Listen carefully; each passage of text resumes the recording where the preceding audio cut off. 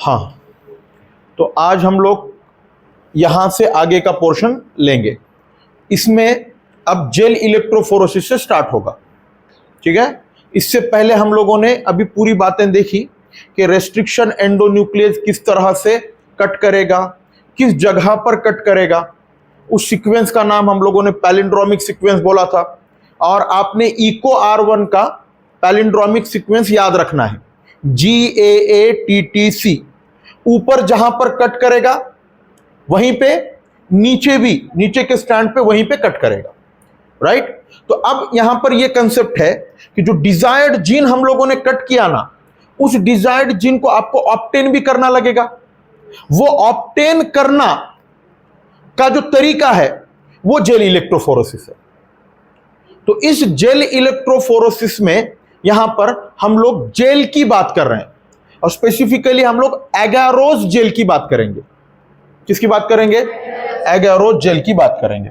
तो थोड़ा सा मैं आपको ब्लैंक स्लाइड पे पहले समझा देता हूं, फिर हम लोग एनसीईआरटी से इधर से देखेंगे अभी हम लोग, ठीक है।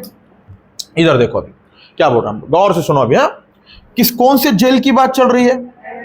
हाँ, तो अब हेडिंग क्या लिखा हम लोगों ने? Gel electrophoresis. अब देखो यहां पे जो जेल है ना, उसका नाम क्या है? एगारोज। जेल का नाम क्या है बोलो? देखो एगारोज जो है ना, ये आगार से ऑब्टेन करते हैं। कहां से ऑब्टेन करते हैं? आगार। मतलब आगार के अंदर दो कंपोनेंट होते हैं, एगारोज और एगारोपेक्टिन। तो उसमें से ये एगारोज को निकाला हुआ है।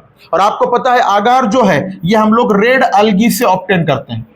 कहां से ऑब्टेन करते हैं? और उस रेड अलगी का नाम क्या है? जेलेडियम या ग्रेसिलेरिया।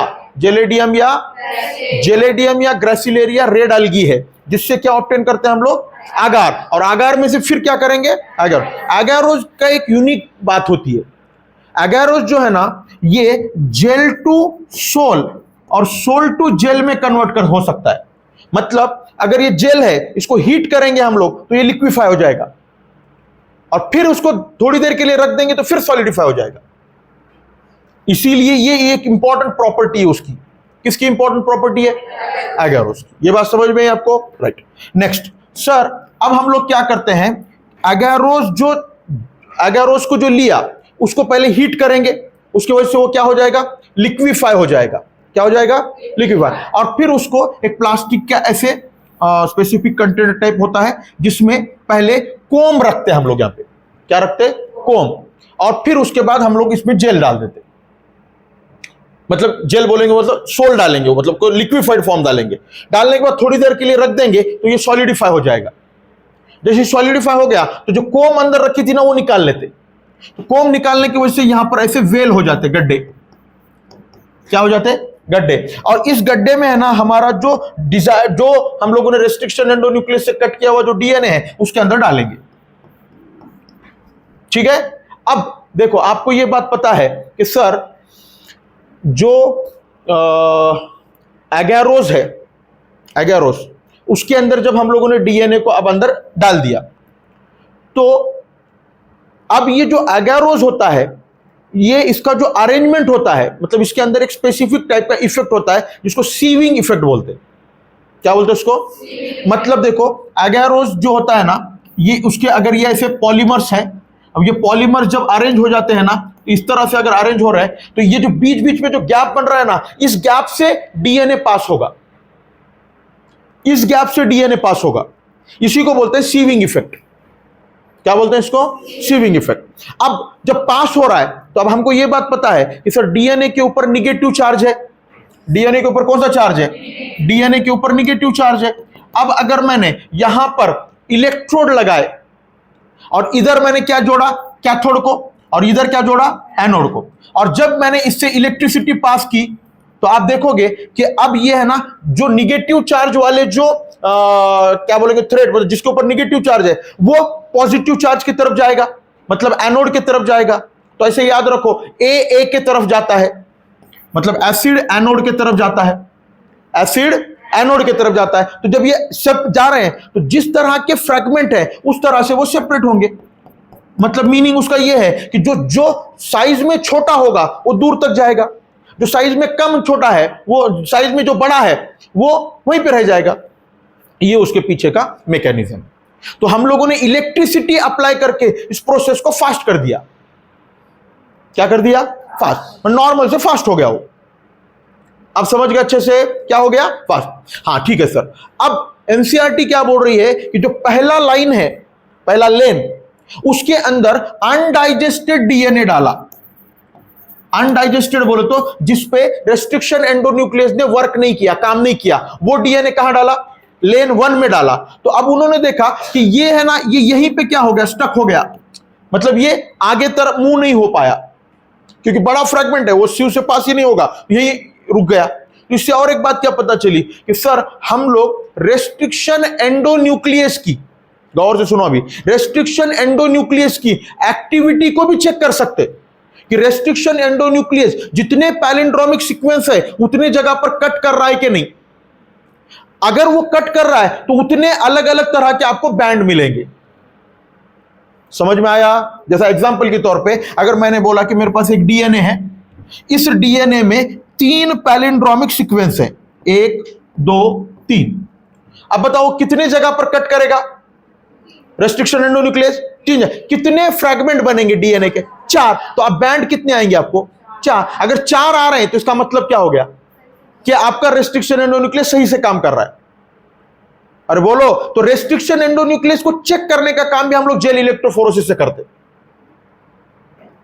बहुत इंपॉर्टेंट लाइन समझा दिया मैंने अभी आपको, ठीक है? हाँ, लेकिन एग्जामिनर ने अगर क्या कर दिया, कंसीडर करो एग्जामिनर ने यहां पर 3 साइट रख दिए, लेकिन अब इसने यहां पे फ्रैगमेंट की लेंथ दे दी।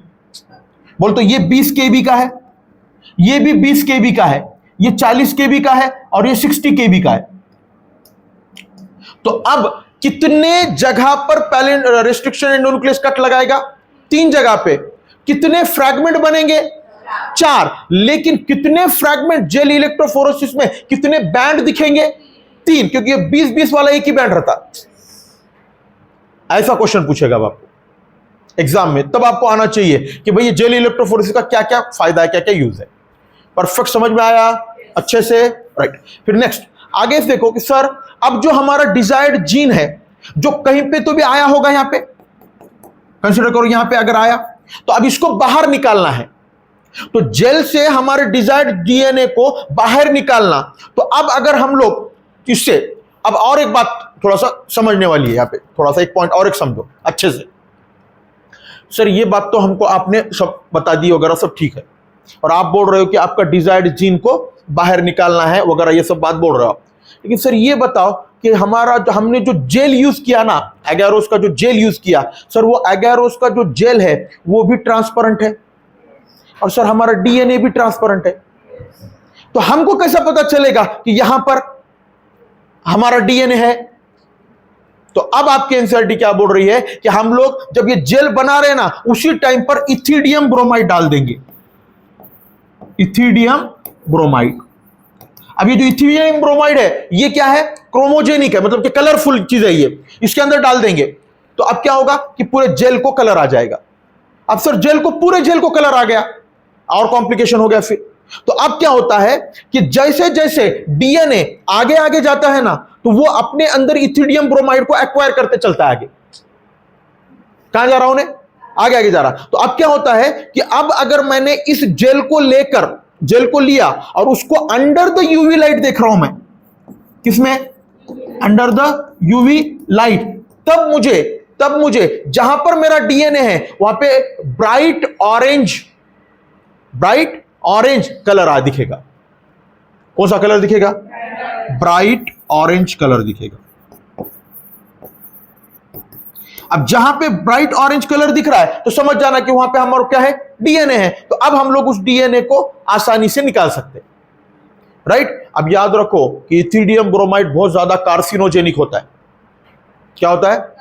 तो आपको है ना बहुत जल्दी काम करना लगता है उसके अंदर, ठीक है? और अल्ट्रावायलेट रेज भी हैं, तो कॉम्प्लिकेशन हो सकते हैं। तो इसीलिए हम लोग क्या करते हैं कि वहां से डीएनए को एग्जैक्ट कट करने के बजाय थोड़ा सा हम लोग मतलब जो जेल का जो एक है ना पीस बाहर निकालते।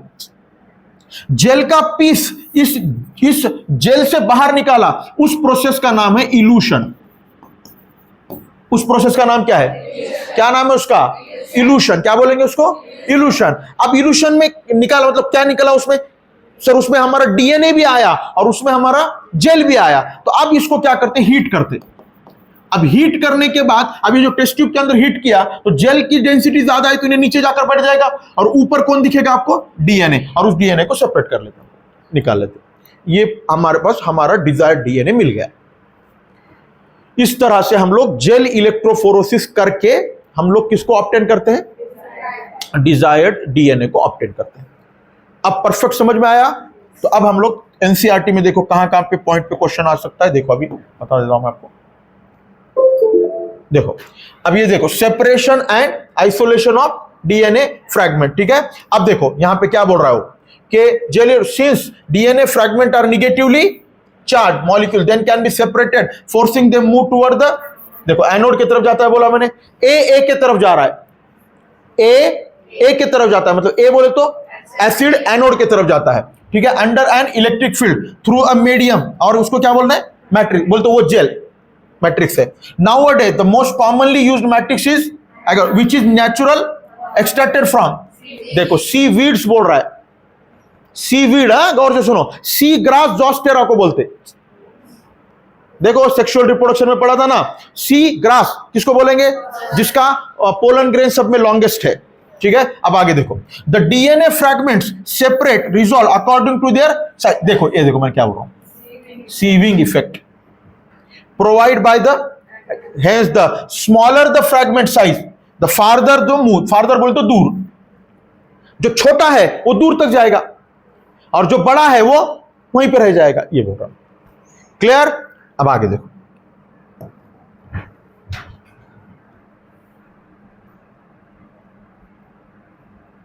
देखो अटेंटिव है, आप गौर से सुनो क्या हो रहा है। देखो, the separated DNA fragment can be visualised only after staining the with a compound known as, देखो ethidium followed by expose to the under the UV radiation. अब देखो, देखो the fragment in visible light and without staining you can see the, देखो bright orange colour band of DNA in a ethidium bromide stand, देखो exposed to the under the UV light देखने के बाद ही ये colour दिखेगा। ठीक है, अब आगे देखो, the separated band of DNA are cut from the, are extracted from the, this step is known as the DNA fragment purified in this way the use of, समझ में आ गया आपको अच्छे से? हर एक चीज मैंने क्लियर किया अभी आपको। तो जेल इलेक्ट्रोफोरेसिस वाला पूरा कांसेप्ट क्लियर हुआ। कहां कहां पे क्वेश्चन बनते हैं समझ में आया आपको? सीविंग इफेक्ट पे क्वेश्चन बनेगा, इथिडियम ब्रोमाइड यूज करते हैं बनेगा, इथिडियम ब्रोमाइड को अंडर द यूवी लाइट देखेंगे तो ब्राइट ऑरेंज कलर आएगा, ये क्वेश्चन बनेगा। इल्यूशन किसको बोलते हैं, ये क्वेश्चन आएगा। बस इतने क्वेश्चन आएंगे। अब नेक्स्ट जो क्वेश्चन आएगा वो फिगर से आएगा। तो और जो सुनो अभी इधर देखो क्या बोल रहा हम लोग। देखो यहां पे ये कितने लेन है? 4। इसमें जो पहली लेन है उसमें आपने जो डीएनए डाला तो एनसीईआरटी क्या लिख रहा है? देखो अनडाइजेस्टेड, तो देखो उसमें वहीं पे रुका, कोई बैंड नहीं मिले। लेकिन सेकंड थर्ड में ऐसे डाले जो डाइजेस्टेड है, तो देखो अब जो दूर दूर जाएगा वो फ्रैगमेंट कैसा होगा? स्मॉलर इन साइज का होगा। देखो स्मॉलर वाले दूर, स्मॉलेस्ट वाले दूर गए और लार्जेस्ट वाले वहीं पे रह गए। समझ गए अच्छे से? और फिर मैंने आपको एक एडिशनल बात क्या बताई कि अगर आपको रेस्ट्रिक्शन एंडोन्यूक्लियस की एक्टिविटी, मतलब वो प्रॉपर काम कर रहा है क्या, वो भी अगर चेक करना है आपको, तो आप जेल इलेक्ट्रोफोरेसिस के मदद से चेक कर सकते हैं। समझ में आ रहा है आपको? ये आपको आगे लिखा हुआ है, देखो मैं बता देता हूं आपको ताकि आपको और चीजें कोरिलेशन करने में आसानी हो जाए आपको।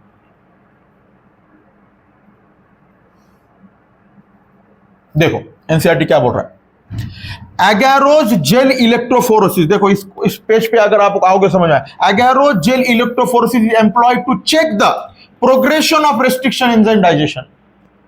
अगर आपको रेस्ट्रिक्शन एंजाइम प्रॉपर काम कर रहा है कि नहीं, प्रॉपर डाइजेशन कर रहा है कि नहीं, प्रॉपर कट लगा रहा है कि नहीं, वो भी हमको इससे पता चलेगा। ठीक है, मैं एग्जांपल देके समझाता हूं आपको। इधर देखो, कंसीडर करो ये डीएनए है, राइट? अब डीएनए में हमने बोला कि यहां पे सर 1 2 3 4 पैलिंड्रोमिक साइट है। ठीक है, अब आपने रेस्ट्रिक्शन एंडोन्यूक्लियस डाला, बताओ कितने फ्रैगमेंट बनने चाहिए? और बोलो ना, हाँ, लेकिन आपने देखा कि अब फ्रैगमेंट कितने बनने चाहिए? 5। तो आपको कितने बैंड मिलेंगे जेल इलेक्ट्रोफोरेसिस पे? 5। क्योंकि अब मैंने यहां पे साइज नहीं लिखा ना, अलग अलग साइज के कंसीडर करो, कितने मिलेंगे? 5। हाँ, लेकिन आपने देखा कि जेल इलेक्ट्रोफोरेसिस जब परफॉर्म किया तो उसमें सिर्फ 3 ही बैंड मिल रहे हैं। तो आप बोलोगे क्या रे सर, रेस्ट्रिक्शन एंडोन्यूक्लियस हर जगह पे कट नहीं दिया भाई, उसको भी तो चेक करने वाला कोई चाहिए, तो वो भी चेक हम लोग किससे करते हैं? अब परफेक्ट समझ में आया क्या? देखो अभी आपको क्लियर हुआ, ये बात आपने याद रखना है इसके अंदर। तो ये क्लियर हो गया, तो ये वाली लाइन भी आपको समझ में आ गई। फिर से हम लोग आगे इधर आएंगे फिर से। हाँ,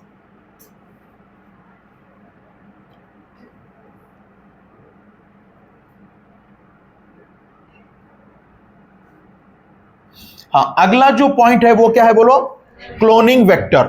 ठीक है, अब हम लोग अब क्या कर रहे हैं, गौर से सुनो। अभी देखो, हमने हमारा डिजायर्ड जीन निकाला और हम लोगों ने हमारे वेक्टर में इंट्रोड्यूस किया वेक्टर। तो वेक्टर जो है ना, वो कौन से वेक्टर होते हैं, ठीक है, और किस वेक्टर को हम लोग सेलेक्ट करेंगे, इसकी बात चल रही है। तो जनरली जो हम लोग वेक्टर यूज करते हैं वो अलग अलग तरह के होते हैं, लेकिन आपके एनसीईआरटी यहाँ पे दो तरह के वेक्टर की बात कर रही है, एक प्लाज्मिड और एक बैक्टीरियोफाज। ठीक है, प्लाज्मिड और बैक्टीरियोफाज एज ए वेक्टर हम लोग यूज करेंगे। अब देखो एनसीईआरटी क्या क्या बोल रहा है, देखो, you know the plasmid and bacteriophage have the ability to replicate within the bacterial cell independent of the control of chromosomal DNA। ये बहुत इंपॉर्टेंट प्रॉपर्टी है। देखो हम लोगों ने, मैंने कल समझाया था आपको कि डिजायर्ड जीन जो है ना, जो हमारा है, वो डायरेक्ट हम लोग क्यों इंसर्ट नहीं कर रहे हैं होस्ट सेल में? तो उसके पीछे का रीजन ये है कि उसके पास ORI साइट नहीं है, उन्हें खुद से रेप्लिकेट नहीं कर सकता, लेकिन ये कर सकते हैं। और विदाउट किसके, मतलब इनको रेप्लिकेट करने के लिए जो नेटिव जो डीएनए है, जो क्रोमोसोमल डीएनए है, उसकी भी जरूरत नहीं है इनको। परफेक्ट समझ में आ रहा है कि देखो अभी आपको क्लियर है? क्लियर, इसीलिए हम लोग इनको वेक्टर बोल के यूज कर रहे हैं। आगे देखो, bacteriophage because of their high number per cell have very high copy number of their genome within the bacterial cell.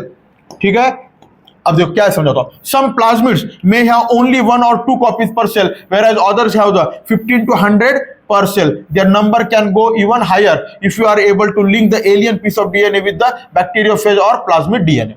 We can multiply its number equal to the copy number of the plasmid or bacteriophage. ठीक है, चलो मैं आपको समझाता हूं, सुन लो, थोड़ा सा concept है यहाँ पे, सुन लो अभी बहुत गौर से। अभी सब बच्चे गौर से सुनेंगे क्या बोल रहा हूं। देखो बहुत मजे वाली बात है, अब सुन लो। देखो ये एक बैक्टीरियल सेल है, कंसीडर करो। इस बैक्टीरियल सेल में यहां पर एक प्लाज्मिड है। क्या डाला हमने? प्लाज्मिड। अब हम लोग क्या बोल रहे हैं कि अब इस प्लाज्मिड में हमने हमारा डिजायर्ड डीएनए इसमें फिट किया। अभी जो ब्लू कलर वाला है क्या है? ये डीएनए फिट किया। अब ये देखो, ये जो बैक्टीरिया है, ये इसका नेटिव डीएनए है, जिसको हम लोग क्या बोलते हैं? जीनोफोर या न्यूक्लियोइड। ठीक है, अब क्या हुआ कि ये बैक्टीरिया है ना, डिवाइड कर रहा है। डिवाइड करने के बाद इसने 2 बैक्टीरिया बनाए, डिवाइड होने के बाद, तो ये उसका नेटिव डीएनए है। अब उसने प्लाज्मिड भी कितने बनाए थे बोलो? 2। तो 2 में से एक प्लाज्मिड इधर चला गया और दूसरा प्लाज्मिड इधर चला गया। अब बताओ मुझे, आपने आपका जो डिजायर्ड जीन डाला था उसका क्या नंबर था? 1। लेकिन अब कितने नंबर हुए?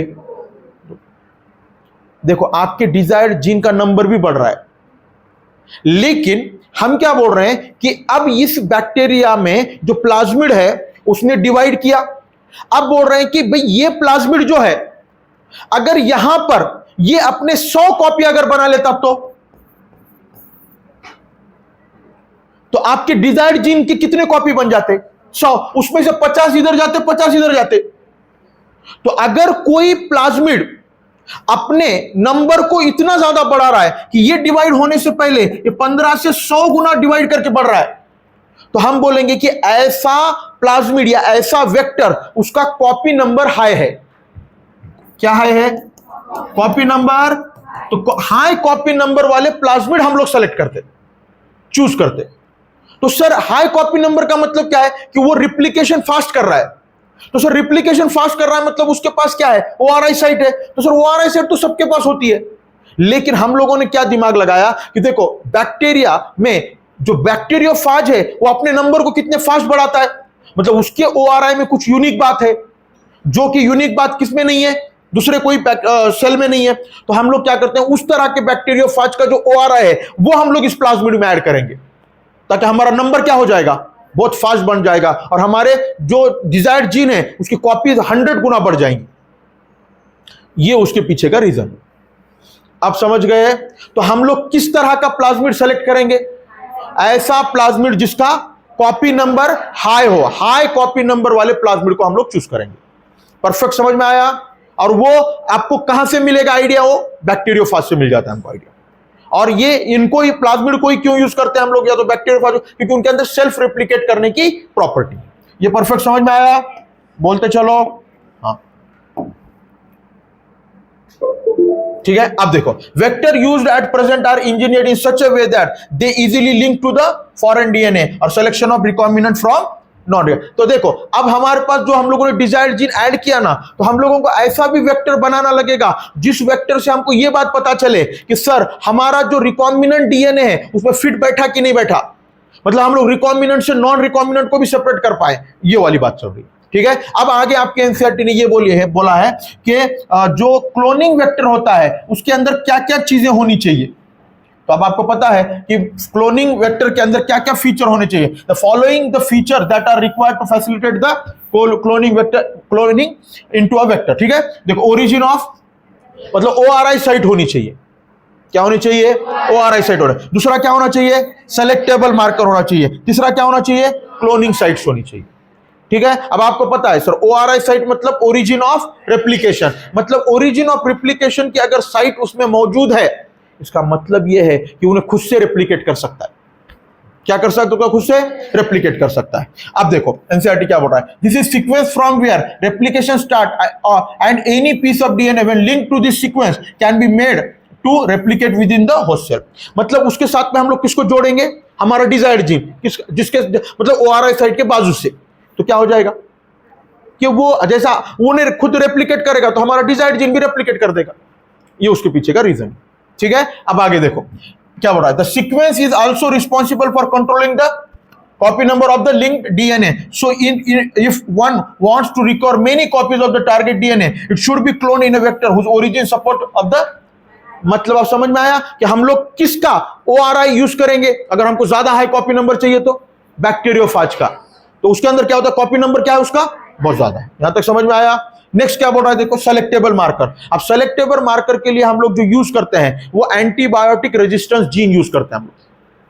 तो अगर हम लोग आगे जो वेक्टर पढ़ने वाले हैं जिसका नाम है PBR322, इसके अंदर जो एंटीबायोटिक रेजिस्टेंस जीन है वो दो है, एम्पिसिलिन रेजिस्टेंस और टेट्रासाइक्लिन रेजिस्टेंस। लेकिन उसके अलावा दो एनसीईआरटी ने यहां पे और बताया है, क्लोरमफेनिकल और कैनामाइसिन।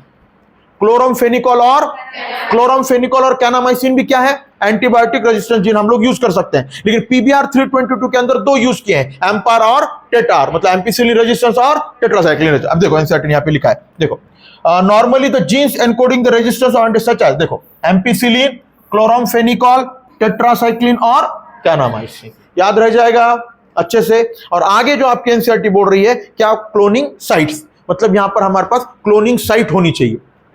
क्या होनी चाहिए? Cloning site. उसी को हम लोग बोलते हैं रिकॉग्निशन साइट। मतलब सिंपल अगर बोलेंगे तो उस वेक्टर के अंदर पैलिंड्रोमिक सीक्वेंस, मतलब जिसको रेस्ट्रिक्शन एंडोन्यूक्लियस ढूंढकर कट कर सके। अब गौर से सुनो, एक कंसेप्ट समझा रहा हूं मैं आपको, गौर से सुनो। देखो वेक्टर, वो वेक्टर अच्छा है जिसमें एक से ज्यादा क्लोनिंग साइट हो या रिकॉग्निशन साइट हो। एक से ज्यादा और लेकिन अलग अलग, एक जैसे नहीं, एक जैसी एक ही साइट हो। एक जैसी, अगर एक जैसे बहुत सारे साइट होंगे तो फ्रैगमेंट्स हो जाएंगे। मतलब समझो, इधर देखो, कंसीडर करो ये मेरा क्लोनिंग वेक्टर है, इसमें मैंने बोला यहां पे इको R1 है, और मैंने बोला यहां पे भी इको R1 है, और मैंने बोला यहां पे भी इको R1 है। तो अब हम लोग बोल रहे हैं कि ऐसा वाला वेक्टर हमारे काम का नहीं है। क्यों? क्योंकि अब इको R1 जैसे मैंने डाला तो उसने 3 को फ्रैगमेंट कर देगा, मल्टीपल फ्रैगमेंट्स बन जाएंगे। लेकिन देखो इको R1 एक बार ही होना चाहिए, लेकिन बहुत सारे अलग अलग रिकॉग्निशन साइट वाले मतलब रिकॉग्निशन साइट होने चाहिए। तो अब देखो जैसा एग्जांपल के तौर पे PBR322 में 8 रिकॉग्निशन साइट है। कितने हैं? और 8 के 8 अलग अलग है। देखो 8 के 8 अलग अलग है। ये बोल रहे हैं हम लोग, एक जैसी एक ही होनी चाहिए, और एक जैसे एक, मतलब वो बहुत ज्यादा उनमें नंबर नहीं होना चाहिए। ये बात क्लियर हुई। अगर ज्यादा होंगे, एक जैसे अगर ज्यादा होंगे तो फ्रैगमेंट्स बनेंगे। समझ में आ गया आपको? नेक्स्ट, अब देखो एनसीईआरटी ने यहां पर जो आपको स्पेसिफिकली यहां पर जो वेक्टर यू लिया है उसका नाम क्या है बोलो? PBR 322। देखो यहां पर जो P का मतलब प्लाज्मिड है, B का मतलब बॉलीवर है, R का मतलब रॉड्रिगुएज है। तो ये प्लाज्मिड बॉलीवर और रॉड्रिगुएज नाम के साइंटिस्ट ने बनाया हुआ है। ये सिंथेटिक प्लाज्मिड है, लैब में बनाया हुआ प्लाज्मिड है। ठीक है, अब इस प्लाज्मिड में गौर से सुनो, ORI साइट है। देखो ORI साइट होगी, अलग से एक यूनिक साइट है यहां पे जिसको बोलते हैं ROP साइट। ROP साइट एक ऐसी साइट है जो ऐसे प्रोटीन बनाएगी जो रेप्लिकेशन में मदद करेंगे। इसलिए आपके एनसीईआरटी यहां पे क्या लिख रही है देखो, ROP code for the protein involve in the replication of the plasmid. बोले तो ये ROP से बनने वाले प्रोटीन इस ORI पे पॉजिटिव इफेक्ट डालेंगे और वो ORI वहां पे क्या करेगा? रेप्लिकेशन कराने में मतलब मदद करेगा। अब गौर से सुनो क्या बोल रहे हैं हम लोग। तो अब यहां पर ये समझ में आया आपको? तो क्या है? ORI साइट है, दूसरा क्या है? ROP साइट है। अब देखो यहां पर दो एंटीबायोटिक रेजिस्टेंस जीन वाले साइट है, एक है एम्पार और एक है टेटआर। और अगर आप गौर करोगे तो आपको समझ में आएगा कि इसमें 8 साइट दिख रहे हैं आपको। देखो 8 है। तो देखो हम लोग यहां से स्टार्ट करेंगे। तो देखो एम्पार मतलब एम्पिसिलिन रेजिस्टेंट जीन है, वहां पे 2 साइट है, PST1 PVU1। ठीक है, PST1 PVU1। और जब आगे जाएंगे तो EcoR1 CLAV1 और HIND3 और BAMH1 और SAL1 और PVU2। ये बात समझ में अच्छे से? अब फाइन बातें सुन लो अब थोड़ा सा, जिसपे क्वेश्चन आ सकता है और बच्चे कंफ्यूज हो जाते हैं। गौर से सुनो। सब में पहली बात, पहला क्वेश्चन आएगा कि एम्पिसिलिन रेजिस्टेंट जीन में कौन से 2 रिकॉग्निशन साइट है? PST1 PVU1। टेट्रासाइक्लिन में 2 कौन से हैं? BAMH1 और SAL1। याद रह जाएगा। दूसरा पॉइंट, क्वेश्चन आपको कंफ्यूज करने वाला पॉइंट क्या है? देखो देखो जब हम लोग यहां से आगे जाएंगे तो आपको यहां पर जाने के बाद HIND3 मिलेगा। अब एग्जामिनर वहां पे HIND2 कर देगा और बच्चे के जहन में है कि पहला RE कौन सा था? HIND2। ये HIND3 है। समझे? और देखो यहां पे PVU फर्स्ट है, यहां पे PVU सेकंड है। समझ गए? और ये अलग अलग बैक्टीरिया से मतलब ये रिकॉग्निशन साइट को निकाला हुआ है। मतलब बैक्टीरिया से बोल रहे मतलब बैक्टीरिया में जो रेस्ट्रिक्शन एंडोन्यूक्लियस है वो कट करने वाली ये साइट्स है। ठीक है, तो अब ये जो PST1 है ये क्या है? एक रेस्ट्रिक्शन एंडोन्यूक्लियस की कट करने की साइट है। ये साइट नहीं तो बच्चा बोलता है कि सर वो रेस्ट्रिक्शन एंडोन्यूक्लियस है। वो रेस्ट्रिक्शन एंडोन्यूक्लियस हम डालेंगे बाद में से।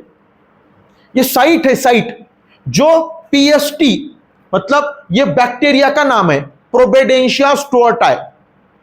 इसका नाम है प्रोटियस वल्गैरिस। यह है इशरिशिया कोलाई। यह है कैरियोफाइलम लैटम। यह है हीमोफिलस इन्फ्लुएंजा। यह है बैसिलस अमाइलोलिक्विफेशियंस। ये क्या है? ये स्ट्रेप्टोमाइसिस अल्बस और ये प्रोटियस वल्गैरिस सेकंड। ऐसे अलग अलग 8 बैक्टीरिया से रेस्ट्रिक्शन एंडोन्यूक्लियस को निकाला और वो रेस्ट्रिक्शन एंडोन्यूक्लियस जिस रिकॉग्निशन साइट को फाइंड आउट करके कट करता है वैसे रिकॉग्निशन साइट जो है वैसा DNA इस PBR में रखा हुआ है। अब परफेक्ट समझ में आया क्या? देखो अभी आपको फाइन बातें क्लियर हो गई? बोलो। तो अब यहां पर हम लोगों ने क्या रखा हुआ है? एंटीबायोटिक रेजिस्टेंस जीन रखा हुआ है, जिसकी वजह से क्या होगा? जिसके वजह से हम लोगों को यह पता चलेगा कि हमारा डिजायर्ड जीन उस वेक्टर में फिट बैठा क्या नहीं बैठा। अब ये पता करना कैसा पता करते हैं मैं वो आपको ब्लैंक स्लाइड पे समझाता हूं। ठीक है, चलो अब देखो दूसरी बात। इधर ब्लैंक स्लाइड पे थोड़ा सा समझने की कोशिश करेंगे हम लोग। अब देखो इधर अच्छे से समझो अभी है इन बातों को। सब बच्चे इधर देखेंगे। अब कंसीडर करो ये एक बैक्टीरिया है। ठीक है, इस बैक्टीरिया में इसका नेटिव DNA और यहां पे पहले कंसेप्ट समझना आपने, ये है प्लाज्मिड। ठीक है सर, इस प्लाज्मिड में यहां पर एक जीन प्रेजेंट है। जीन बोल रहा हूं मैं अभी, जीन प्रेजेंट है जो है एंटीबायोटिक रेजिस्टेंस जीन। ठीक है, क्या है वो,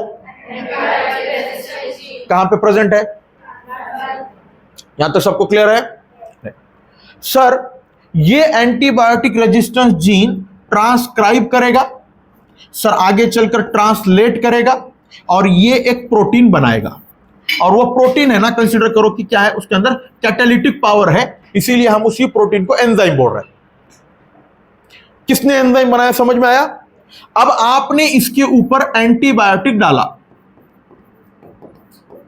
क्या डाला, एंटीबायोटिक डाला, तो अब जैसी एंटीबायोटिक आया ना, तो वो एंजाइम उस एंटीबायोटिक को कट कर देता।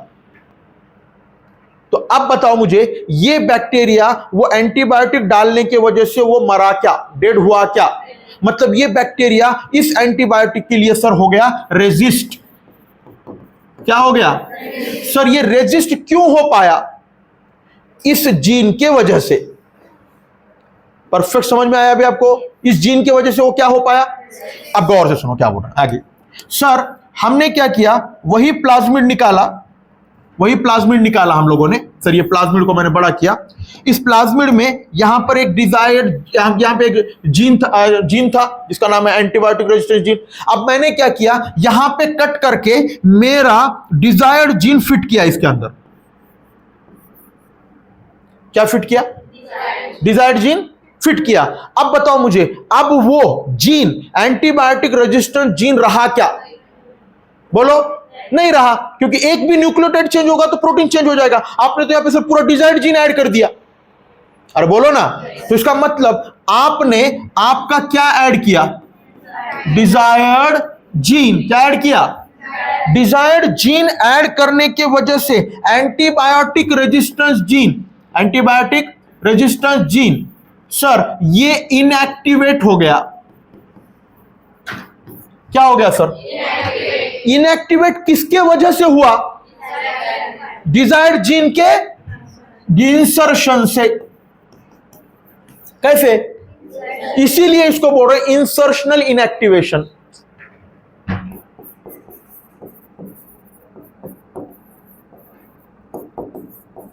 अब समझ में आ गया इंसर्शनल इनएक्टिवेशन क्या है। इसका मतलब सर अगर डिजायर्ड जीन अगर एंटीबायोटिक रेजिस्टेंस जीन में अगर फिट बैठ गया, तो बताओ, अब ऐसा वाला अगर प्लाज्मिड लिया मैंने, गौर से सुनो अभी, ऐसा वाला प्लाज्मिड लिया और ये प्लाज्मिड लेकर मैंने कहां पे डाला इसको, अरे बोलो ना, बैक्टीरिया में डाला, अब यहां पे मेरा डिजायर्ड जीन फिट बैठ गया। यहां पे पहले क्या था, एंटीबायोटिक रेजिस्टेंस जीन था, अरे बोलो ना, यहां पे एंटीबायोटिक रेजिस्टेंस जीन था, उसमें मैंने मेरा डिजायर्ड जीन डाला। अब बताओ मुझे, यहां पे अब ट्रांसक्रिप्शन होगा क्या, ट्रांसलेशन होगा क्या, प्रोटीन बनेगा क्या, एंजाइम बनेगा क्या, नहीं बना। अब मैंने क्या डाला, एंटीबायोटिक। तो अब वो बैक्टीरिया डेड होगा कि मतलब जिंदा रहेगा या मर जाएगा, मतलब जो बैक्टीरिया मर गया वो हमारे काम का है, मतलब उसके अंदर हमारा डिजायर्ड जीन फिट बैठ गया।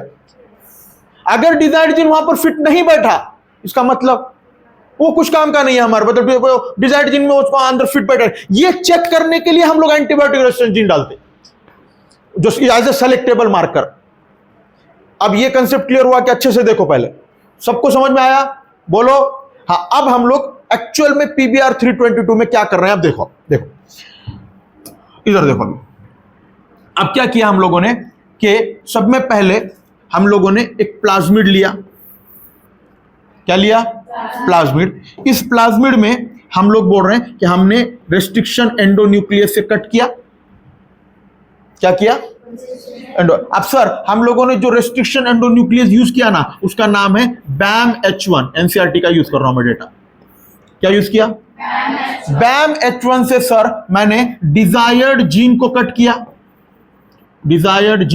किया, और उस डिजायर्ड जीन को जिस BAM-H1 से कट किया, उसी BAM-H1 से इस वाले साइट को भी कट किया। तो इसका मतलब सर मैं ऐसे समझ रहा हूं कि मैंने दोनों को जब कट कर दिया, फिर उसके बाद डीएनए लाइगेज डाला, और डालने के बाद अब मुझे पता चल रहा है कि यहां पे जो पहले ग्रीन कलर का जो जीन था, जिसको हम लोगों ने एंटीबायोटिक रेजिस्टेंस जीन बोला, वहां पर अब मेरा डिजायर्ड जीन फिट बैठ गया। ऐसे मैं समझ रहा हूं, ठीक है। अब ऐसे प्लाज्मिड को लिया मैंने और एक टेस्ट ट्यूब में डाला। क्या में डाला, और टेस्ट ट्यूब में बैक्टीरिया रखा मैंने, और इसमें क्या डाले मैंने, प्लाज्मिड। अब बैक्टीरिया तो बहुत सारे हैं, अब प्लाज्मिड भी डाले मैंने। अब प्लाज्मिड के अंदर, मतलब बैक्टीरिया के अंदर प्लाज्मिड जाना चाहिए, लेकिन जैसे ही प्लाज्मिड बैक्टीरिया के अंदर एंटर करने के लिए गया तो बैक्टीरिया बोल रहा है कि तू मेरे अंदर एंटर नहीं कर सकता। क्यों नहीं कर सकता? क्योंकि तू डीएनए है, और डीएनए हाइड्रोफिलिक होता है, और तेरे ऊपर निगेटिव चार्ज है, और मेरा जो मेम्ब्रेन है वो लिपिड से बना हुआ है, तो मैं कैसे एंटर करने दूंगा? तो अब हम लोग क्या करते हैं, इस बैक्टीरिया को कॉम्पिटेंट बनाते हैं। क्या बनाते हैं? कॉम्पिटेंट, कि तुझे वो वाला प्लाज्मिड लेना ही लगेगा। तो आप कंसीडर करो, हमने उस बैक्टीरिया को क्या बनाया, कॉम्पिटेंट बनाया, और उस बैक्टीरिया ने क्या लिया, क्या लिया, प्लाज्मिड ले लिया। ऐसा हम लोग सोच रहे हैं लिया है या नहीं, लेकिन हमको वो चूज करना है जो बैक्टीरिया ने सही में लिया क्या नहीं, वो चेक करना है हमको। परफेक्ट समझ में आया? अब दूसरी बात गौर से सुनो।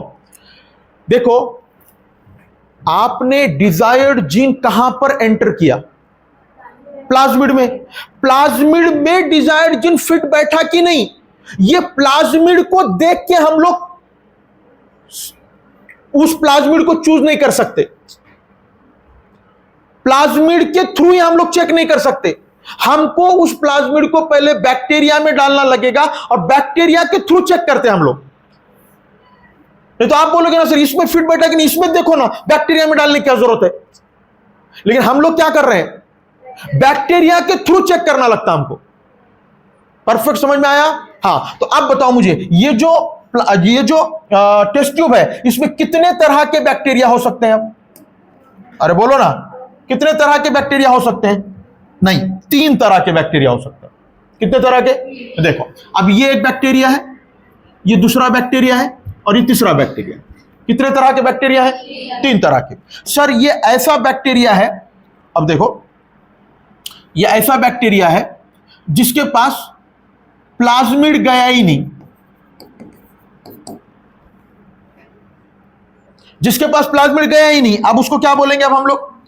Non transformant. क्या बोलेंगे अब इसको? अब इसके पास सर प्लाज्मिड गया और इसके पास भी प्लाज्मिड गया, तो सर अब इन दोनों को क्या बोलेंगे? ट्रांसफॉर्मेंट। क्या बोलेंगे अब इसको? ट्रांसफॉर्मेंट। अटेंटिव, हाँ, बहुत इंपॉर्टेंट बात बता रहा हूं, ठीक है। हाँ, लेकिन सर इन दोनों के पास प्लाज्मिड गया, लेकिन इसके पास रिकॉम्बिनेंट वाला प्लाज्मिड गया, और इसके पास ऐसा प्लाज्मिड गया जिसमें डिजायर्ड जीन फिट बैठा ही नहीं। तो मतलब सर ये कौन सा बैक्टीरिया हो गया? Non recombinant. और ये वाला कौन सा बैक्टीरिया हो गया? रिकॉम्बिनेंट। अब बताओ मुझे, हमको कौन सा बैक्टीरिया चाहिए? हाँ, मतलब हमको ये चूज करना है। हमारे पास पॉसिबिलिटी कितने समझ में आया आपको? तो हमको चूज क्या करना? अब गौर से सुनो। अब ये बताओ, ये वाला जो प्लाज्मिड है, अब PBr 322 की बात चल रही है, बताओ इस प्लाज्मिड के पास एम्पार वाला जीन है क्या? बोलो, है क्या? कौन बोल रहा है यस बोलकर? क्योंकि इसमें प्लाज्मिड ही नहीं है, तो एम्पार होगा क्या? इसमें नहीं होगा। इसमें टेटआर होगा क्या? नहीं होगा। इसमें भी नहीं होगा, टेटआर भी नहीं होगा, ठीक है। हाँ सर, इसमें एम्पार होगा क्या? यस। इसमें टेटआर होगा क्या सर? यस, क्योंकि प्लाज्मिड है। अब इसमें सर एम्पार होगा क्या? यस। टेटआर होगा क्या? नहीं, क्योंकि हमारा डिजायर्ड जीन वहां पर फिट बैठा। इसका मतलब क्या है कि सर वहां पे इंसर्शनल इनएक्टिवेशन हो गया। अरे समझ में आ रहा है या नहीं? क्लियर? हाँ, अब हम लोग क्या करेंगे, अब गौर से सुनो। अब मैंने क्या किया, एक कल्चर मीडियम बनाया, ठीक है, और उसको कल्चर प्लेट में रखा। अब मैंने वो जो इधर वाला जो बैक्टीरिया था, मतलब ये वाला जो बैक्टीरिया है, ये वाला, इसको लिया और इस पे डाला, ठीक है। अब मैंने इसको नाम दिया ए समझाने के लिए, बी और ये सी। तो ए वाले बैक्टीरिया को यहां पे डाला, बी वाले बैक्टीरिया को यहां पे डाला, सी वाले को यहां पे डाला। हम लोग एक्चुअल में जो प्रैक्टिकल करते हैं तो वो बहुत कॉम्प्लिकेटेड चीज होती है, लेकिन समझाने के लिए हम लोग सिंपल तरीके से समझ रहे हैं। तो ये कौन सा बैक्टीरिया हो गया? ए, ये बी, ये सी। अब क्या करते हैं हम लोग, इसकी रेप्लिका प्लेट बना के रखते हैं यहां पे। क्या बना के रखा हम लोगों ने? Replica plate. मतलब क्या करते हैं, एक पेज लेते हैं कागज जनरली, और उसको ऐसा प्रेस करके यहाँ पे उसको ऐसा रख देते हैं। तो कुछ बैक्टीरिया यहाँ पर आए और ये बैक्टीरिया यहाँ पे ग्रो कर रहे हैं, तो इसको क्या बोला हम लोगों ने? रेप्लिका प्लेट, या तो इसको बोलते हैं मास्टर प्लेट। क्या बोलते हैं इसको? Master plate. यहां तक क्लियर हुआ? हाँ। अब क्या किया हम लोगों ने, देखो अब यहां पर एक कल्चर मीडियम फिर से बनाया मैंने, और उस कल्चर मीडियम में एम्पिसिलिन डाला। क्या डाला? क्या डाला? अब उसमें मैंने क्या किया, यहां के बैक्टीरिया कुछ उठाकर यहां पे डाले, कुछ यहां पे डाले, कुछ यहां पे डाले। तो मैंने कुछ देर के बाद ये देखा कि ये बैक्टीरिया जो है ये अच्छे से ग्रो कर गए, ये भी बैक्टीरिया अच्छे से ग्रो कर गए, ये ग्रो ही नहीं करे। तो सर इनके पास एम्पिसिलिन रेजिस्टेंट जीन नहीं है। अब बताओ इन तीनों में से किसके पास एम्पिसिलिन रेजिस्टेंट जीन नहीं है? तो इसका मतलब एम्पिसिलिन डालने की वजह से मैंने ट्रांसफॉर्मेंट को नॉन ट्रांसफॉर्मेंट से अलग कर दिया। तो हमारे जो ए है वो क्या है? तो हमारे मास्टर प्लेट में भी इसको कट कर दो। समझ गए? अब मैंने दूसरी प्लेट बनाई और दूसरी प्लेट में मैंने क्या किया, टेट्रासाइक्लिन रखा। क्या रखा? अब यहां से कुछ बैक्टीरिया लेकर यहां पे डाले और यहां से कुछ बैक्टीरिया लेकर यहां पे डाले। तो ये जो सी वाले बैक्टीरिया है, ये कौन है? बी। देखो ये ए इधर को बोला बी, ये सी। अब देखो क्या हुआ कि सर बी वाले जो बैक्टीरिया है ये तो बहुत अच्छे से ग्रो कर रहे हैं, लेकिन सी वाले ग्रो ही नहीं करे। समझ गए? तो सर बी वाले के पास कौन सा जीन प्रेजेंट है? Tetracycline resistant. Tetracycline resistant gene किसके पास प्रेजेंट है? नॉन रिकॉम्बिनेंट के पास, जो डेड होने वाले हमारे काम के हैं। देखो डेड होने वाला हमारे काम के, मतलब जो डेड हो गया वो रिकॉम्बिनेंट है। तो इसका मतलब उसीलिए सर जो डेड हो गया अब इसको कैसे सेलेक्ट करेंगे, इसीलिए पहले ही हम लोगों ने मास्टर प्लेट बना के रखी, ताकि हमारे पास यहां पे तो वो बैक्टीरिया जिंदा है ना, तो ये बैक्टीरिया को चूज करेंगे हम। परफेक्ट समझ में आया क्या? देखो तो अब बताओ मुझे एग्जामिनर क्वेश्चन क्या पूछेगा कि ट्रांसफॉर्मेंट को नॉन ट्रांसफॉर्मेंट से अलग करने के लिए किस एंटीबायोटिक का यूज करेंगे? एम्पिसिलिन। सर रिकॉम्बिनेंट को नॉन रिकॉम्बिनेंट से अलग करने के लिए कौन सा एंटीबायोटिक? बस यही क्वेश्चन पूछा जाएगा। लेकिन फिर आपके एनसीईआरटी बोल रहा है कि ये जो ये आपको क्या करना लगेगा, मल्टीपल टाइप प्लेटिंग करना लग रहा है, इसलिए आपके एनसीईआरटी बोल रही है कि ये कम्बरसम प्रोसेस है। क्या प्रोसेस है बोल रहे हो? कम्बरसम प्रोसेस है, बोल तो थकान देने वाली प्रोसेस है। इसीलिए इसको ओवरकम करने के लिए अब नया प्लाज्मिड बनाया गया जिसका नाम है PUC18 या PUC19। कौन सा प्लाज्मिड बनाया गया? PUC18, PUC18 और PUC19, ये वाला प्लाज्मिड बनाया गया। और इस प्लाज्मिड के ऊपर 2025 में क्वेश्चन आया था। ठीक है, ये प्लाज्मिड इतना परफेक्ट बनाया गया है, एक ही प्लेट में सब काम हो जाता, और जो हमारे काम का बैक्टीरिया वो मरता भी नहीं, यूसीए। लेकिन यहां पर हम लोगों ने एंटीबायोटिक रेजिस्टेंस जीन एक यूज किया जिसका नाम एम्पिसिलिन है, लेकिन इसके साथ में अब टेट्रासाइक्लिन रेजिस्टेंस जीन यूज नहीं किया, उसके बजाय हम लोगों ने यहां पे लैक-जेड जीन यूज किए। अब आपको पता है लैक-जेड जीन जो है ना, वो बीटा गैलेक्टोसाइडेज बनाता। क्या बनाता? वो बीटा गैलेक्टोसाइडेज बनाता। राइट? अब फिर से गौर से सुनो, थोड़ा सा फास्ट बता देता हूं, गौर से सुन लो सभी बच्चे। देखो अब क्या करना है। अब देखो इसमें P मतलब प्लाज्मिड है, और U का मतलब है यूनिवर्सिटी, C का मतलब कैलिफोर्निया। यूनिवर्सिटी ऑफ कैलिफोर्निया में बनाया हुआ प्लाज्मिड है। ठीक है, अब इस प्लाज्मिड में देखो, ये प्लाज्मिड है, इसके अंदर यहां पे तो एम्पिसिलिन रेजिस्टेंट जीन है, एम्पार है, लेकिन यहां पर क्या है? अब लैक-जेड। अब मैं समझाने के लिए क्या कर रहा हूं, यहां पे BAM-H1 साइट ही लिया मैंने, वही BAM-H1 साइट। अब मैं क्या कर रहा हूं कि यहां पर ये मेरा डिजायर्ड जीन फिट बैठ गया कि नहीं, वो चेक करना है मुझे अब, वैसे ही पहले ही।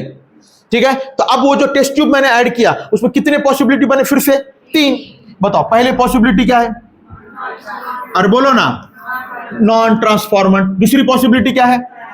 ट्रांसफॉर्मेंट। लेकिन और तीसरी प्रॉपर्टी ट्रांसफॉर्मेंट विथ, ये क्या है? नॉन रिकॉम्बिनेंट है, और ये रिकॉम्बिनेंट। हमको कौन सा सेलेक्ट करना है? रिकॉम्बिनेंट। अब हम क्या करते हैं, गौर से सुनो। देखो बताओ, इसके पास एम्पिसिलिन रेजिस्टेंट जीन है? अरे बोलो ना, नहीं है। लैक-जेड जीन है? नहीं है। इसके पास एम्पिसिलिन रेजिस्टेंट जीन है?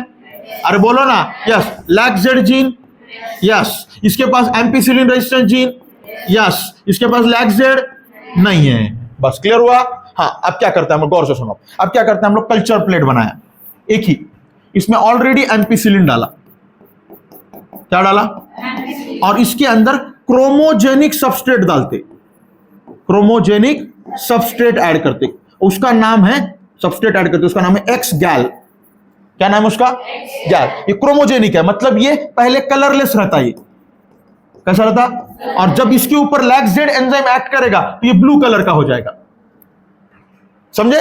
हाँ, अब इसमें पहले ऑलरेडी क्या डाला हम लोगों ने। अब बताओ मुझे, ये वाले बैक्टीरिया ग्रो कर पाएंगे क्या, नहीं, तो मतलब ये वाले हम लोगों ने पहले ही नॉन ट्रांसफॉर्मेट अलग हो गया। अब कुछ बैक्टीरिया जो है ना, दोनों बैक्टीरिया अच्छे से ग्रो कर रहा है, राइट, हाँ, लेकिन ये बैक्टीरिया में ब्लू कलर आया और ये बैक्टीरिया में ब्लू कलर नहीं आया, समझे। इसका मतलब सर, जो ब्लू कलर आने वाला है उसका मतलब उसके अंदर लैक्जेड जीन इंटैक्ट है। किसके अंदर इंटैक्ट है वो, मतलब व्हाइट वाली कॉलोनी हमारे काम की है, उसके अंदर लैक्जेड जीन क्या हो गया, इंसर्शनल इनएक्टिवेशन हुआ, तो बीटा गैलेक्टोसाइडेज बना ही नहीं। परफेक्ट समझ में आया। बताओ कितनी प्लेट यूज की, एक, और जो सेलेक्ट कर रहे हैं वो जिंदा है कि मरे हुए हैं, जिंदा है, मतलब देखो इतना सिंपल कर दिया हम लोगों ने। तो यहां पर जहां पे ब्लू कलर आ रहा है वो हमारे काम का नहीं है, जो नहीं आ रहा है वो हमारे काम का है। परफेक्ट समझ में आया क्या, देखो अभी आपको क्लियर। तो यहां तक अब हम लोगों ने सभी बातें क्लियर की है, ये देखो यहां पे पूरा मैंने यहां तक समझा दिया है अभी आपको, ये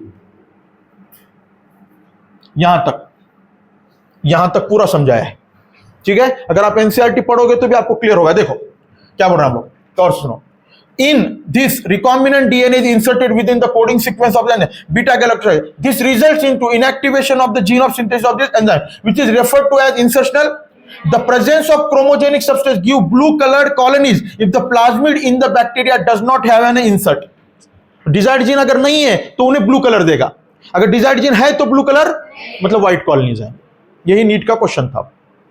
परफेक्ट समझ में आया। तो यहां पे अभी हम लोग रुक जाएंगे, आगे वाला पोर्शन हम आगे देखेंगे, ठीक है। इतना समझ में आया आपको अच्छे से, चलो ठीक।